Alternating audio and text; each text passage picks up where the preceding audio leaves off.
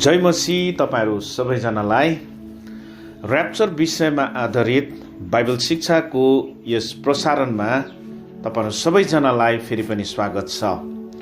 यो प्रसारणलाई अगाडि बढाउँदै आज म यस प्रसारणको 10औं भागलाई तपाईहरुको बीचमा प्रस्तुत गरिरहेको छु। आजको यस 10औं भागको शीर्षक छ थुमाको विवाह।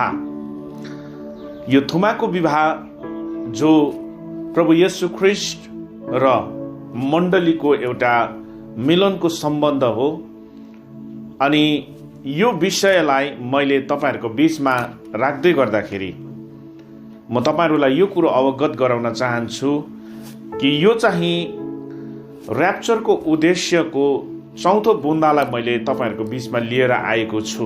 किनभने अबको भागहरुमा म र्याप्चरको उद्देश्य बारे बोल्न लागिरहेको छु। अनि र्याप्चरको उद्देश्य किन प्रभु येशू ख्रीष्टले मण्डलीलाई यस पृथ्वीबाट उठाई लैजानुहुन्छ, यसको विशेष कतिवटा कारणहरू छ, जसमध्येमा 5वटा कारणहरूलाई मैले 5वटा बुन्दाहरूमा मैले राखेको छु, जो क्रमैसँग म तपाईहरुको बीचमा राख्दै जानेछु। अनि र्याप्चरको यो उद्देश्यको 5वटा कारणहरूमा पहिलो छ, र्याप्चर हुनुको पहिलो कारण महासङ्कष्टकाल। मत्तीको सुसमाचार 24 अध्यायको 21 पद।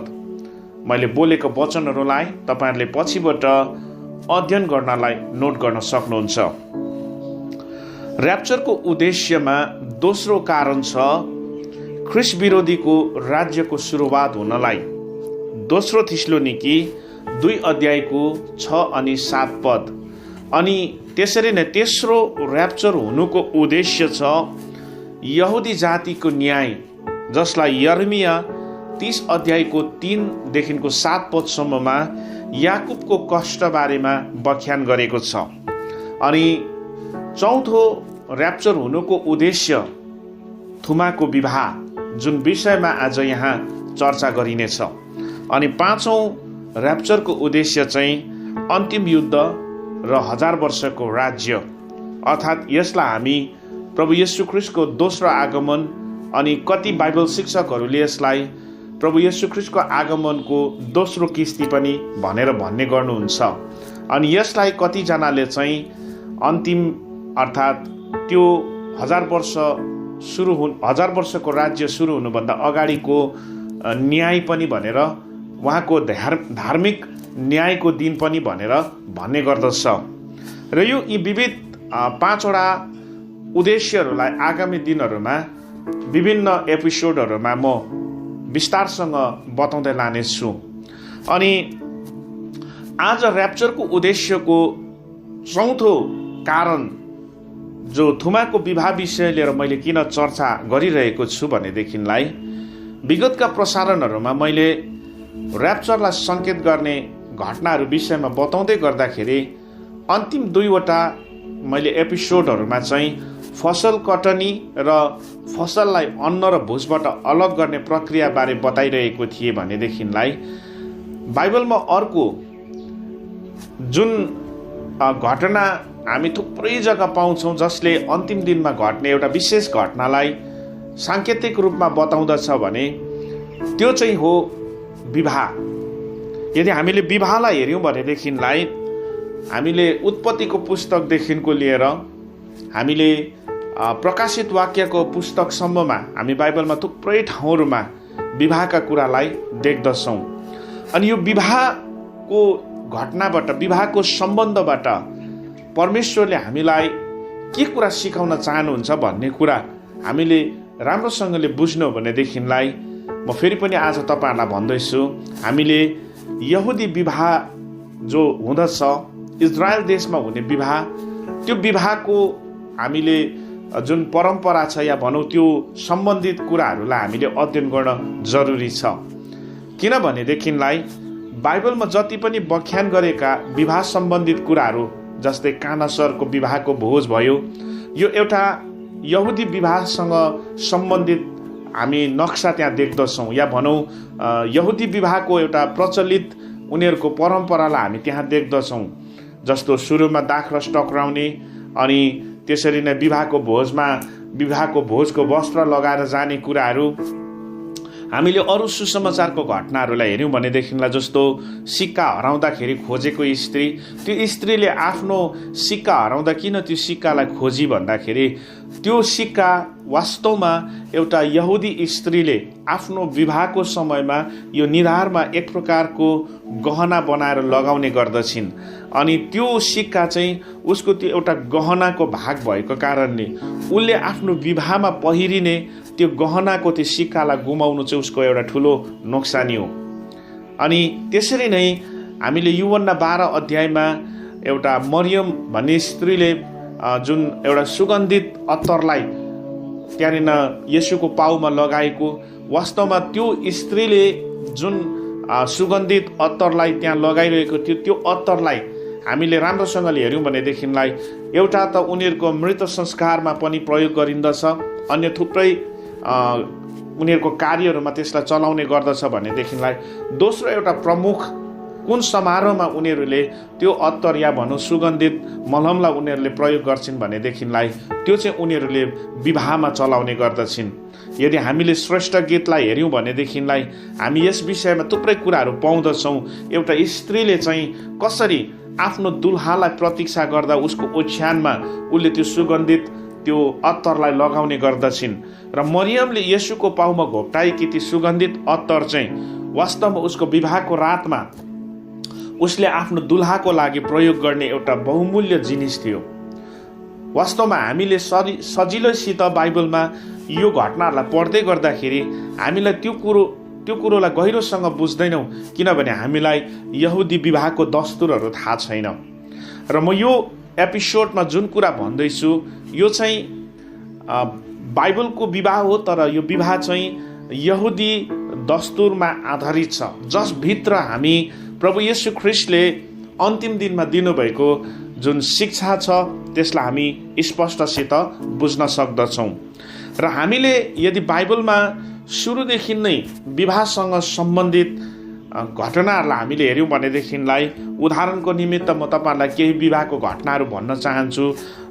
इसाक अनि रेबिकाको विवाह, यदि तपाईँहरूले उत्पत्ति 24 अध्यायको 11देखि पढ्दै जानुभयो भनेदेखिलाई त्यहाँ तपाईँहरूले इसाक अनि रेबिकाको विवाहको सम्बन्धलाई पाउनुहुन्छ। वास्तवमा इसाकले यो अन्तिम दिनहरूमा प्रभु येशू ख्रिस्टलाई प्रतिनिधि गर्दछ भनेदेखिलाई रेबिकाले अन्तिम दिनको मण्डलीलाई प्रतिनिधि गर्दछ। अनि यो घटनामा तपाईँहरूले के पाउनुहुन्छ भनेदेखिलाई अब्राहमको नोकरले आफ्नो मालिकको छोरा इसाकको निमित्त दुलही खोज्न गएकी छिन्।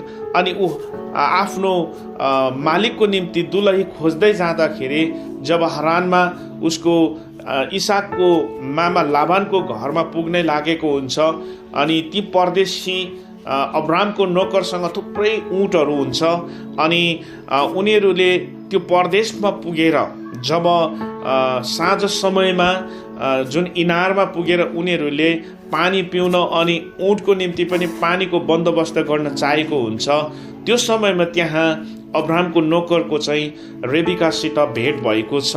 अनि अब्राहमको नोकरले चाहिँ त्यहाँ प्रभुसँग यो प्रार्थना गरेको छ कि मेरो मालिकको छोराको निमित्त जुन स्त्रीलाई तपाईँले जुटाइदिनु भएको छ त्यसको निमित्त चाहिँ मलाई चिन्ह यो होस् कि उसले चाहिँ मलाई पानी दिनेछिन् अनि मेरो ऊँटको लागि पनि। अनि यो घटनालाई हामीले हेऱ्यौँ भनेदेखिलाई रेबिकाले आएर त्यही कुरा गरेको छ जुन कुरा चाहिँ अब्राहमको नोकरले चाहेको छ। अनि त्यो स्त्रीले त्यहाँ आएर अब्राहमको नोकरलाई पानी दिनु, अनि त्यति मात्र होइन, त्यो स्त्रीले भनेको छ तपाईँको ऊँटहरूको लागि पनि म पानी दिनेछु। अनि यो कुरो तपाईँहरूलाई याद छ होला कि एउटा ऊँटले चाहिँ जुन पानी पिउँदछ त्यो चाहिँ धेरैभन्दा धेरै पानी हो।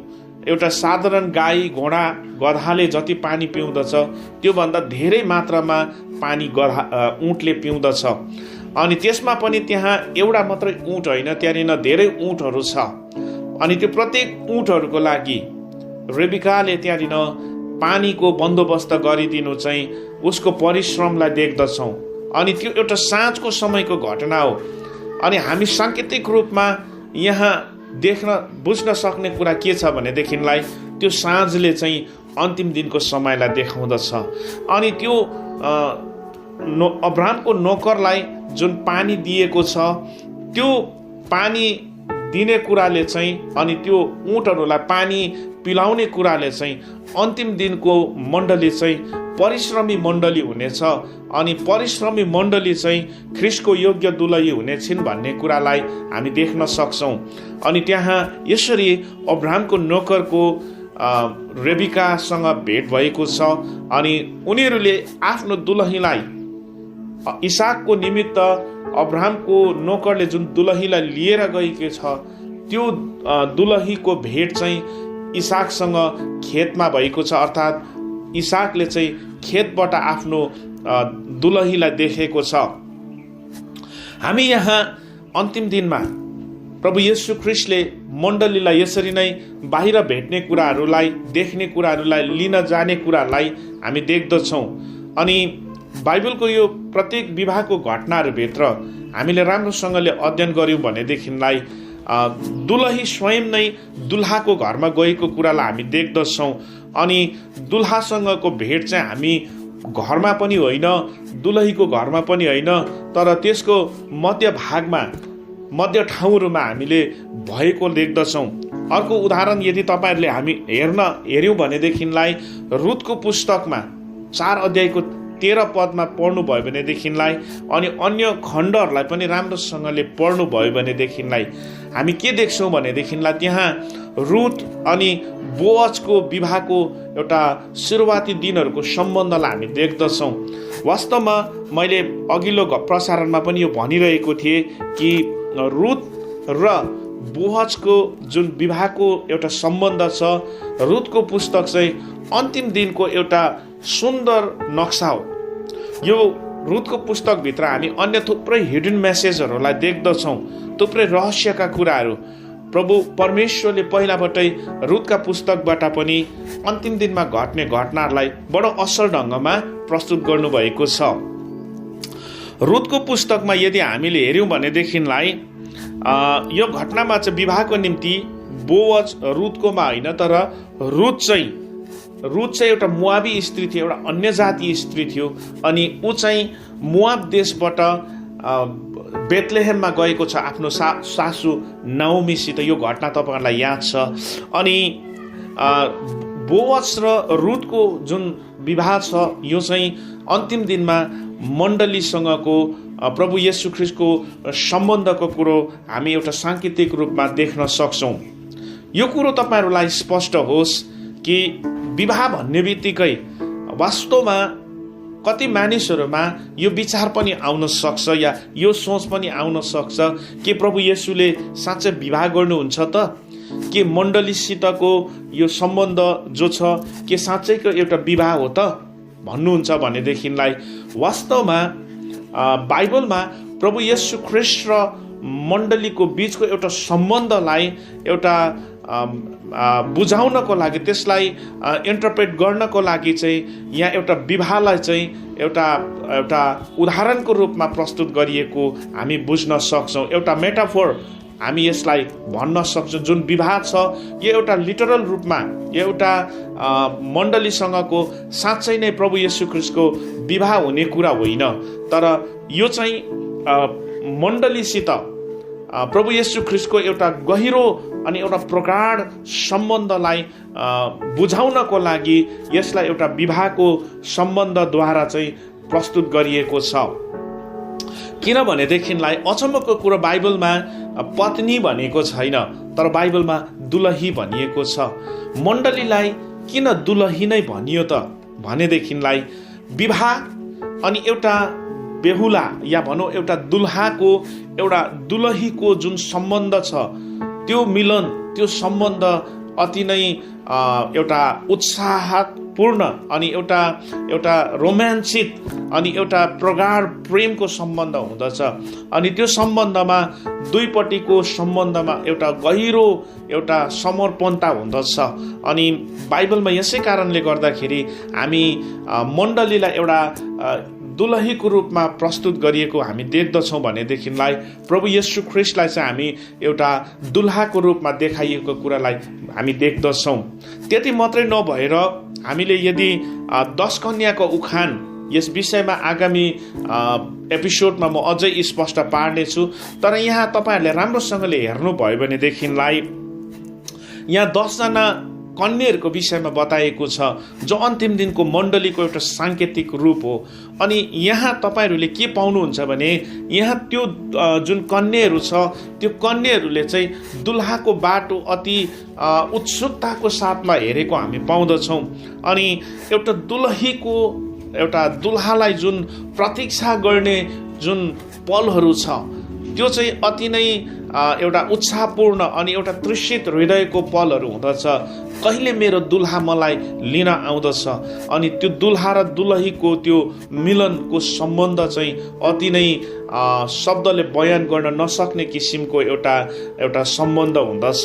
यसै कारणले गर्दाखेरि त्यो प्रभु येशू ख्रीष्ट र मण्डलीको बीचको एउटा गहिरो सम्बन्धलाई एउटा विवाहको सम्बन्धबाट चाहिँ व्याख्या गरिएको छ। र बोअज र रुथको सम्बन्धभित्र पनि हामीले हेऱ्यौँ भनेदेखिलाई हामी त्यो कुरोहरूलाई देख्दछौँ भनेदेखिलाई अन्य थुप्रै घटनाहरू अनि जुन घटनाहरूभित्र हामी यो विवाहको सम्बन्धभित्र प्रभु येशू ख्रीष्ट र मण्डलीको सम्बन्धका कुराहरूलाई देख्दछौँ। अनि अन्तमा आएर यदि हामीले प्रकाशको पुस्तकमा यदि 19 अध्यायमा हेऱ्यौँ भनेदेखिलाई त्यहाँ पनि हामी थुमाको विवाहको कुरालाई देख्दछौँ। अनि प्रकाश 19 अध्यायको 7 देखिको 9 पदसम्ममा त्यो एउटा यस्तो अन्तिम जहाँ मण्डली र जुन प्रभु येशू ख्रीष्टको सम्बन्ध छ त्यो सम्बन्धलाई त्यो ठाउँमा एउटा थुमाको विवाह भनेर बताएको कुरालाई हामी पाउँदछौँ। र यो विभिन्न घटनाहरूभित्र हामी कसरी प्रभु येशू ख्रीष्टले मण्डलीलाई अन्तिम दिनमा उठाइ लानुहुन्छ भन्ने कुराको एउटा स्पष्ट नक्सालाई देख्दछौँ। र म तपाईँहरूलाई विशेष गरेर यो भागमा चाहिँ विवाह हुनुभन्दा अगाडिको मङ्गनीको एउटा जुन यहुदी दस्तुर छ त्यो विषयमा अलिकति स्पष्ट पारेर चाहिँ यो भागलाई म अन्त गर्नेछु। अनि त्यसरी नै 11औं एपिसोडमा पनि थुमाको विवाह सम्बन्धमा अझै गहिरो कुराहरू म तपाईँहरूको बीचमा राख्नेछु। यदि मत्तीको सुसमाचार 26 अध्यायमा हामीले 26 देखिको 29 पदसम्ममा पढ्यौँ भनेदेखिलाई यहाँ चाहिँ प्रभु येशू ख्रीष्टको आफ्नो चेलाहरूसँगको अन्तिम भोजको विषयमा बताइएको कुरालाई पाउँदछौँ। र थुमाको विवाह अनि मण्डलीलाई यस संसारबाट प्रभु येशू ख्रीष्टले उठाइ लैजाने घटनालाई चाहिँ हामी कसरी उहाँको त्यो अन्तिम भोजभित्र भएको घटनाभित्र हामी देख्न सक्छौँ भन्ने कुरा बडो अचम्मको छ अनि चाखलाग्दो छ। म योबाट यो पदबाट केही कुरा तपाईँहरूलाई स्पष्ट पार्न लागेको छु जो यहुदी इजरायल देशको यहुदी जातिको एउटा विवाहसँग सम्बन्धित कुरा हामी यहाँ देख्दछौँ। म पढ्दैछु मत्तीको सुसमाचार 26 अध्यायको 26 देखिको 29 पदसम्ममा। यस्तो छ, तिनीहरूले भोज खाइरहेको बेला येशूले रोटी लिनुभयो र आशीर्वाद दिनुभएपछि उहाँले त्यो भाँच्नुभयो र चेलाहरूलाई दिनुभयो र भन्नुभयो, लेऊ खाऊ, यो मेरो शरीर हो। तब कचौरा पनि लिएर धन्यवाद दिई उहाँले तिनीहरूलाई यसो भनेर दिनुभयो, तिमीहरू सबैले यसबाट पिऊ, किनभने यो नयाँ करारको मेरो रगत हो जो धेरैको निम्ति पापको प्रायश्चितको लागि बगाइन्छ। तर म तिमीहरूलाई भन्दछु कि दाखको यस फलबाट म तबसम्म पिउने छैन जबसम्म आफ्ना पिताको राज्यमा तिमीहरूसँग नयाँ गरी पिउँदिन। यस घटनाभित्र हामीले हेऱ्यौँ भनेदेखिलाई प्रभु येशू ख्रीष्टले चेलाहरूसित अन्तिम भोज गर्नु हुँदैछ। अनि यो अन्तिम भोज गर्नु हुँदै गर्दाखेरि प्रभु येशू ख्रीष्टले जब रोटी दिनुभयो, दाखरस दिनुभयो, अनि त्यो दिनु हुँदै गर्दाखेरि उहाँले एउटा शब्द भन्नुभयो, एउटा वाक्य, जुन भनाइ चाहिँ यहुदी विवाहसँग सम्बन्धित छ। अनि त्यो भनाइ चाहिँ के हो भनेदेखिलाई उहाँले भन्नुभयो कि तर म तिमीहरूलाई भन्दछु कि दाखको यस फलबाट म तबसम्म पिउने छैन जबसम्म आफ्ना पिताको राज्यमा तिमीहरूसँग नयाँ गरी पिउँदिन। वास्तवमा यो भनाइ चाहिँ एउटा दुल्हाले एउटा दुलहीको निमित्त भन्ने भनाइ हो। अनि प्रभु येशू ख्रीष्टले प्रभु भोज या भनौँ त्यो अन्तिम चेलाहरूसँगको भोजमा उहाँले यो भनाइलाई किन भन्नुभयो भनेदेखिलाई उहाँले यस ठाउँमा आफैलाई एउटा दुल्हाको रूपमा अनि मण्डलीलाई एउटा दुलहीको रूपमा प्रस्तुत गर्नुहुँदैछ, या भनौँ त्यो सम्बन्धलाई एउटा दुल्हा र दुलहीको निमित्त बताइएको सम्बन्धमा राख्नु भएको छ। उहाँले यो कुरो भन्नुहुँदै गर्दाखेरि उहाँले एक प्रकारले दुलहीलाई अर्थात् मण्डलीलाई उहाँले आफ्नो निम्ति इङ्गेज गर्नुहुँदै थियो। किनभने यहुदी परम्पराभित्र यो भनाइ चाहिँ जब एउटा पुरुषले यहुदी पुरुषले एउटा यहुदी स्त्रीलाई मङ्गनी गर्न जाँदछ त्यति बेला भन्ने यो एउटा भनाइ हो। अनि तपाईँलाई यो स्मरण होस् कि पावलले पनि यही भनाइको आधारमा नै एउटा भनाइ वचनमा के भनेको छ, दोस्रो कोरिन्थी 11:2 ईश्वरीय डाहले म तिमीहरूप्रति डाही भएको छु, एउटै पति कि पवित्र दुलहीको रूपमा तिमीहरूलाई प्रस्तुत गर्न मैले ख्रीष्टसँग तिमीहरूको मङ्गनी गरिदिए। प्रेरित पावलले किन यो भनाइ एउटा मण्डली र प्रभु येशू ख्रीष्टको सम्बन्धमा प्रयोग गर्नुभयो?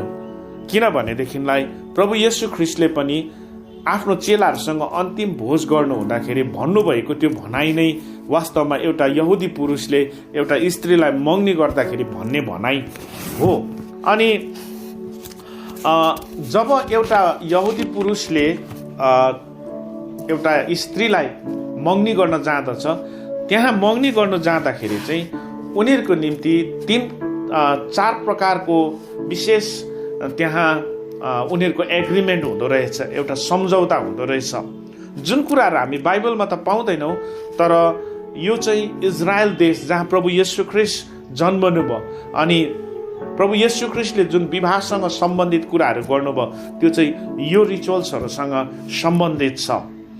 अनि त्यहाँ जुन 4 प्रकारको सम्झौताहरू छ त्यसमा चाहिँ यहुदी विवाहको मङ्गनीमा चाहिँ जब एउटा पुरुष स्त्रीको घरमा मङ्गनी गर्न आउँदछ तब उनीहरूको निमित्त त्यहाँ टेबलमा 4 प्याला दाखरस राखिँदो रहेछ।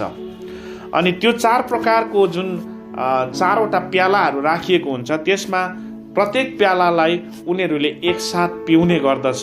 विशेष 3वटा प्यालाहरूलाई उनीहरूले एक पछि अर्को पिउँदै गर्दाखेरि उनीहरूको त्यहाँ 3 प्रकारको एग्रिमेन्टहरू हुँदछ। पहिलो सम्झौता उनीहरूको जुन एग्रिमेन्ट हुन्छ त्यसमा चाहिँ उनीहरूले चाहिँ के भन्दो रहेछ भनेदेखिलाई उनीहरूले जीवनभर एकले अर्कालाई प्रेम गर्ने, एक अर्कासँग एउटा प्रेमको सम्बन्धमा जिउने उनीहरूको त्यहाँ एउटा प्रतिज्ञा हुँदछ। अनि यो पहिलो उनीहरूको जुन प्रतिज्ञा छ उनीहरूले त्यसमा पहिलो प्याला उनीहरूले एकसाथ पिउने गर्दछ। अनि त्यसरी नै दोस्रो प्याला जब उनीहरूले पिउँदै गरेको हुन्छ त्यति बेला पनि उनीहरूले अर्को एउटा प्रतिज्ञा गर्दै गरेको हुन्छ। अनि त्यो प्रतिज्ञामा चाहिँ उनीहरूले जीवनभरि एक अर्कासँग एउटा मित्रताको सम्बन्धमा रहने अनि उनीहरूले हरेक आफ्नो जीवनको दुःख सुख या रहस्य प्रत्येक कुराहरू एक अर्कासँग बाँडचुँड गर्ने उनीहरूको एउटा प्रतिज्ञा हुँदछ।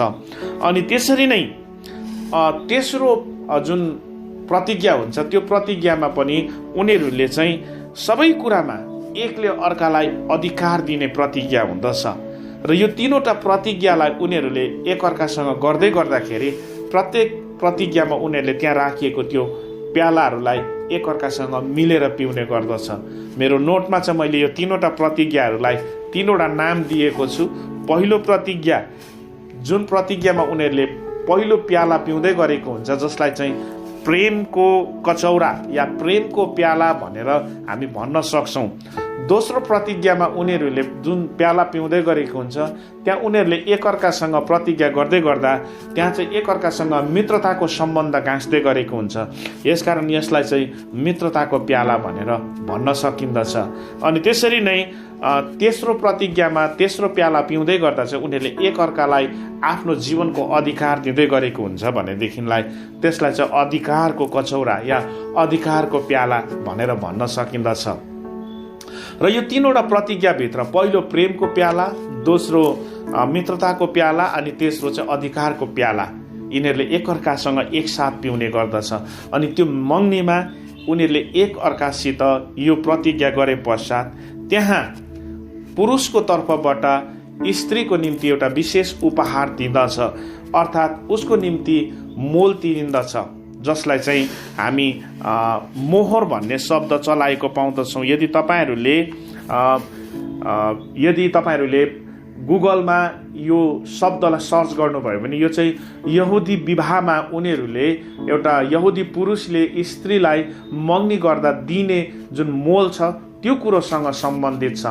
अनि बाइबलमा पनि यदि यो मोल तिरिने कुरोलाई हेर्नुभयो भनेदेखिलाई पहिलो कोरिन्थी 6 अध्यायको 20 पदलाई हेर्न सक्नुहुन्छ अनि 7 अध्यायको 23 पदलाई पनि हेर्न सक्नुहुन्छ। यो पदहरू म पढिरहदिन, तर मैले मेरो स्क्रिनमा यो पदहरू दिइरहेको छु जो तपाईँहरूले यहाँ हेर्न सक्नुहुन्छ। यो दुवैवटा खण्डहरू, यसबाहेक अरू पनि खण्डहरू छ जहाँ मण्डली चाहिँ मोल तिरिएको, ख्रिस्टको रगतद्वारा मोल तिरिएको भन्ने कुरा हामी पाउँदछौँ। ठिक जसरी एउटा यहुदी पुरुषले त्यो 3 प्रकारको प्रतिज्ञाभित्र एकअर्कासँग प्रतिज्ञा गरेर त्यो प्यालाहरू पिइसके पश्चात मोल तिरिन्दछ, त्यस पश्चात अब 4वटा प्यालाहरूमा एउटा प्यालाको निमित्त चाहिँ उनीहरूले के प्रतिज्ञा गर्दछ भनेदेखिलाई यो चाहिँ हामी हाम्रो विवाहको दिनमा एकसाथ पिउनेछौँ। त्यो प्याला उनीहरूले त्यो बेलामा पिउँदैन। बडो चाखलाग्दो घटना हामी यहुदी विवाहभित्र। अनि त्यही कन्टेक्स्टमा हामी मत्तीको सुसमाचार 26 अध्यायलाई पाउँदछौँ, जुन 26देखिको 29 पदमा प्रभु येशू ख्रिस्टले चेलाहरूलाई भन्नुभएको कुरा। वास्तवमा प्रभु येशू ख्रिस्टले भन्नुभएको कुरा चाहिँ 4थो प्यालाको गरिने प्रतिज्ञा हो। 4थो प्यालाको निम्ति एउटा यहुदी पुरुषले मग्नी गरेको स्त्रीलाई भन्दछ कि तर म तिमीहरूलाई भन्दछु, अर्थात् एउटा यहुदी पुरुषले एउटा स्त्रीलाई भन्दछ, मग्नी गरेको स्त्रीलाई, तर म तिमीलाई भन्दछु कि दाखको यस फलबाट म तबसम्म पिउने छैन जबसम्म म आफ्नो पिताको राज्यमा, अर्थात् जबसम्म म तिमीलाई दुल्हा भएर तिमीलाई लिनको लागि आउँदिन तब राज्यमा तिमीहरूसँग नयाँ गरी पिउँदिन। यहुदी पुरुषले एउटा स्त्रीलाई मग्नी गर्दै गर्दा यही शब्द भन्ने गर्दछ, म यो प्यालाबाट त्यति बेलासम्म पिउँदिन जबसम्म म तिमीलाई दुल्हा भएर लिन आउँदिन।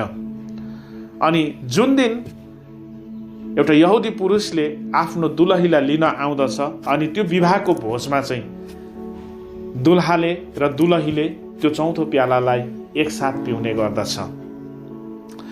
र यो मग्नी भित्रको अन्य विषयलाई म अर्को एपिसोडमा अझै स्पष्ट रूपमा बताउने छु।